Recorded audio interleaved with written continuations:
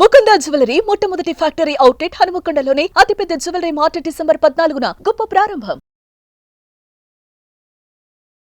నమస్తే, మీరు చూస్తుంది సుమన్ టీవీ. నేను మీ కీర్తి. నాతో పాటు ఉన్నారు ప్రముఖ ఆస్ట్రాలజర్ బ్రహ్మశ్రీ సుభాష్ శర్మ గురుగారు. నమస్తే గురుగారు. శ్రీమాత్రే నమః. శ్రీమాత్రే నమః.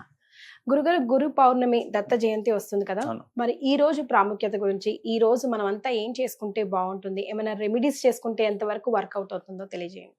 తప్పకుండా తెలియజేస్తున్నాం. ముందుగా ప్రేక్షకులందరికీ శ్రీమాత్రే నమః, శ్రీ గురుభ్యో నమః.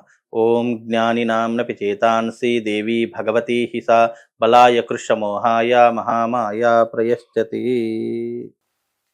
మనకు మార్గశిర మాసంలో శుక్లపక్షంలో వచ్చేటటువంటి పౌర్ణిమ దత్త పౌర్ణిమగాను గురు జయంతిగాను చాలామంది చేసుకుంటూ ఉంటారు. ఆ రోజున దత్తాత్రేయుడికి చాలా విశేషమైనటువంటి క్రతువులు నిర్వహిస్తూ ఉంటారు ప్రతి ఒక్క దేవాలయంలో. ఎందుకంటే దత్తాత్రేయ స్వామి ఆవిర్భవించినటువంటి రోజు మార్గశిర మాసం శుక్లపక్ష పౌర్ణమి రోజున భూమి మీదికి అవతారం దాల్చినటువంటి రోజు కాబట్టి ఆ రోజు దత్త పౌర్ణిమగా ప్రసిద్ధి చెందినటువంటి రోజు. అయితే అలాగే దత్తాత్రేయుడిని గురుముఖతగా కూడా చాలా మంది ఆరాధిస్తూ ఉంటారు. అంటే లోకానికి జగద్గురు ఆదిశంకరాచార్యుల ముందు ఉన్నటువంటి గురువు ఎవరైతే ఉన్నారంటే దత్తాత్రేయ స్వామి వారు మన గురు పరంపరగా వచ్చి రావడం జరుగుతుంది. అందుకే గురువుల మీద ఎప్పుడైనా కూడా జగద్గురు ఆదిశంకరాచార్యులు కానీ ఇంకా వేరే వాళ్ళు కానీ వాళ్ళపైన దత్తాత్రేయుడి యొక్క ఫోటో ఉంటుంది. ఎందుకంటే వాళ్ళ యొక్క పరంపర నుండే మనకు జగద్గురు ఆదిశంకరాచార్యుల యొక్క పరంపర రావడం జరిగింది. ఇలా దత్తాత్రేయుణ్ణి లోక గురువుగా పూజించేటటువంటి మహోన్నతమైనటువంటి విధానం మన సనాతన ధర్మంలో ఉండడం జరుగుతుంది. దత్తాత్రేయ అంటే మూడు తలలు మూడు శిరస్సులు గల, అంటే బ్రహ్మ విష్ణు మహేశ్వరుల యొక్క ప్రతిస్వరూపమే ఈ యొక్క దత్తాత్రేయుడు అని శాస్త్రం చెప్పడం జరిగింది. అందులోనూ దీనికి కూడా ఒక కథ ఉంది. పూర్వకాలంలో లక్ష్మీదేవి, సరస్వతి, పార్వతీదేవి ముగ్గురు కూడా అనసూయ మీద చాలా ఈర్ష్య అసూయతో కూడుకొని ఉన్నటువంటి వారుగా ఉన్నారు. ఎందుకంటే పాతివ్రత్య ధర్మంలో అనసూయకు మించినటువంటి వారు ఎవరూ కూడా లేరు. అలాంటి అనసూయను చూసి వీళ్ళు ముగ్గురు కూడా, అంటే బ్రహ్మాది దేవతలు సైతము అసూయ పడేలా ఆమె పాతివ్రత్య ధర్మాన్ని నిర్వర్తించింది. కాబట్టి ఆ పాతివ్రత్య ధర్మాన్ని ఎలాగైనా భంగం చేయాలని వీళ్ళకి అసూయ పుట్టిందట. ఎవరికి? లక్ష్మీదేవికి, సరస్వతికి, పార్వతీదేవికి అసూయ పుట్టేసరికి ఆమె పాతివ్రత్య భంగాన్ని ఎలాగైనా చేద్దాము అని చెప్పి అసూయతో ఆమె దగ్గరికి ఎంతో మంది దేవతలు అర్థం చెందారు. ఎవరు కూడా ఒప్పుకోలేదట. అలాంటి సందర్భంలో ఆమెకు పాతివ్రత్య భంగాన్ని కలిగిద్దామని చెప్పేసి ఏం చేశారు దేవతలందరూ కూడా అంటే, ఆమె దగ్గరికి వెళ్ళి పాతివ్రత్య భంగాన్ని కలిగిద్దామంటే ఎవరికి సాధ్యపడలేదట. అలా ఒకానొక సమయంలో ఆ అత్రి అనసూయ ఇద్దరూ కూడా బ్రహ్మ విష్ణు మహేశ్వరుల యొక్క తేజస్సుతో ఉన్నటువంటి మాకు పుత్రుడు కావాలి అని కోరుకున్నారట. ఆ యొక్క బ్రహ్మ విష్ణు మహేశ్వరుల తేజస్సుతో 3 ముఖాలతో జన్మించినటువంటి వాడే దత్తాత్రేయ స్వామి వారు. కాబట్టి ఆ దత్తాత్రేయుని ఆరాధించడం వల్ల మనకు అనేక రకములైనటువంటి సిరి సంపదలు కలుగుతాయి, అలాగే ఆయుష్ కలుగుతుంది, అలాగే మనకు జీవన విధానంలో ఎన్నో రకాలైనటువంటి విజయాలను పొందడానికి దత్తాత్రేయ స్వామి వారిని ఉపాసించడం అనేటటువంటిది జరుపుకోవాలి. చాలా మంది ఇంకో విషయం తెలియనటువంటి, దత్తాత్రేయ స్వామి వారు తాంత్రిక శాస్త్రంలో చాలా నిష్ణాతుడట. తంత్రశాస్త్ర విధానంలో నిష్ణాతుడు ఎవరైనా ఉన్నారంటే అది కేవలం దత్తాత్రేయుడు అని చెప్పడం జరిగింది.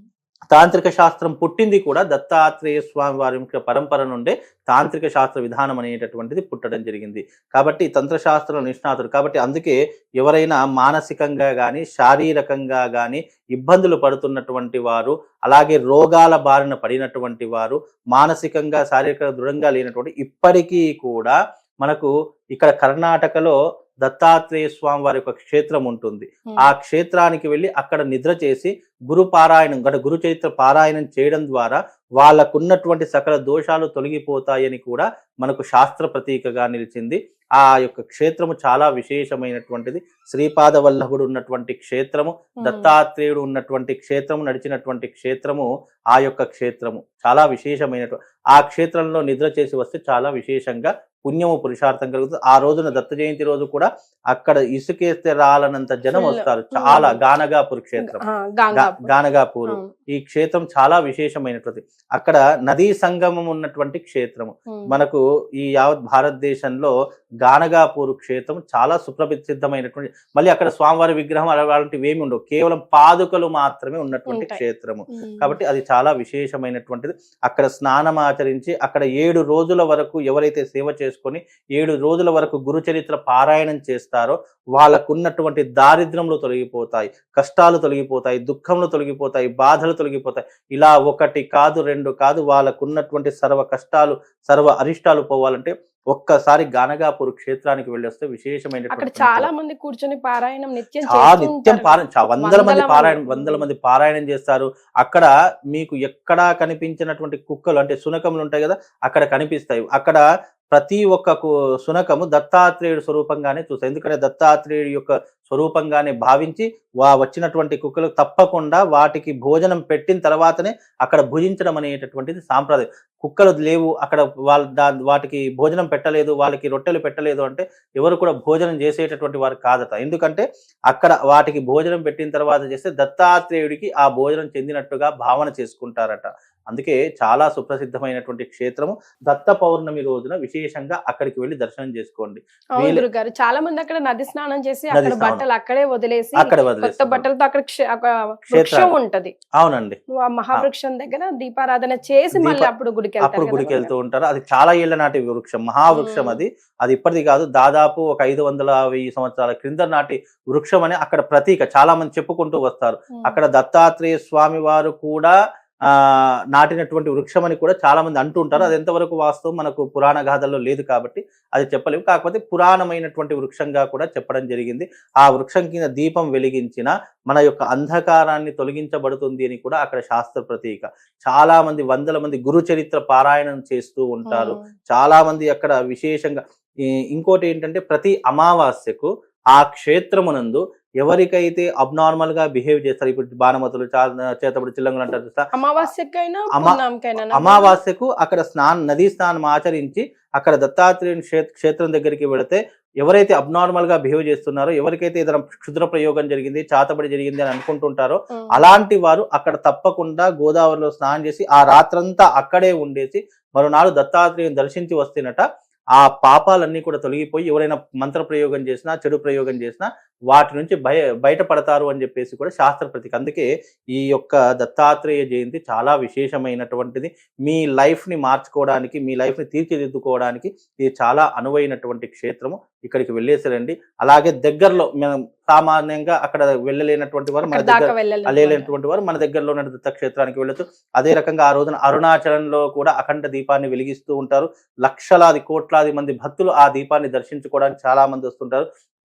అది కూడా చాలా విశేషం. మార్గశిర పౌర్ణమి నాడు అక్కడ అరుణాచల క్షేత్రంలో విశేషంగా దీపం వెలిగించి దాన్ని పూజ చేస్తూ ఉంటారు. కాబట్టి ఆ దీప దర్శనం చేసుకున్న కోటి జన్మల పాపం అనేటటువంటిది తొలగిపోతుంది.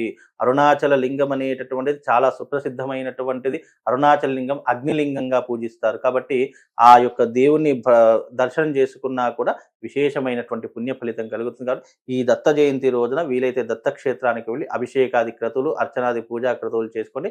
వాళ్ళందరికీ శుభము లాభము రెండూ కూడా కలుగుతాయి. ముఖ్యంగా ఆడవాళ్ళు ఎవరైతే ఉన్నారో ఆ రోజున అశ్వత్థ వృక్షం, రావి చెట్టు ఉంటుంది కదా, ఆ రావి చెట్టుకి 11 ప్రదక్షిణలు చేసుకోండి. ఆ రావి చెట్టుకి 11 సార్లు దారం ఉంటుంది కదా, పంచరంగుల దారం, దానికి చుడుతూ ఉండండి. అలా చుట్టి మీకు రావి చెట్టు కింద కూర్చుండి మీరు భోజనం చేస్తే కనుక పాతివర్త్య ధర్మం అనేటువంటి మీ పాతివర్త్యం, మీ సౌభాగ్యము కలకాలం వర్ధిల్లుతుందని కూడా మనకు శాస్త్ర ప్రతీక. కాబట్టి స్త్రీలు ముత్తైదులు ఈ రకమైనటువంటి విధానం వీలైతే ఆ రోజున వాయనం ఇవ్వడం కానివ్వండి, పసుబొట్టు ఇవ్వడం కానీ ఇలా చేసినా కూడా వాళ్ళ సౌభాగ్యం అనేటటువంటి కలకాలం వర్ధిల్లుతుందని శాస్త్ర ప్రతీకమ్మ. చాలా సంతోషం గురుగారు, ధన్యవాదాలు. శ్రీమాత.